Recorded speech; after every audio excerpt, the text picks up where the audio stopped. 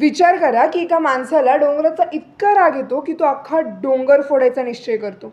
1959मध्ये दशरथ मांझी यांनी आपल्या पत्नीला गमावले. त्याचे कारण एका अवाढव्य डोंगराने हॉस्पिटलचा रस्ता अडवला होता. मग त्या दुःखाचे रूपांतर महाभयंकर जिद्दीमध्ये झाले. हातात फक्त हतोडी आणि छिन्नी घेऊन ते त्या डोंगरासमोर उभे ठाकले.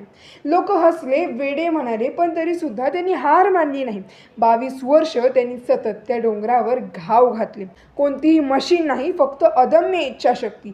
आणि 22 वर्षानंतर अखेरीस त्या डोंगराला सुद्धा झुकावेच लागले. त्यांनी एकट्याने 360 फूट लांब रस्ता तयार केला आणि 55 किलोमीटरचे अंतर फक्त 15 किलोमीटरवर आणले. जर इच्छाशक्ती मजबूत असेल तर डोंगरसुद्धा रस्ते देतात. मग तुमचं काय कारण आहे?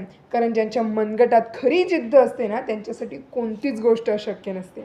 अशाच प्रेरणादायी व्हिडिओसाठी चॅनलला सबस्क्राईब करा.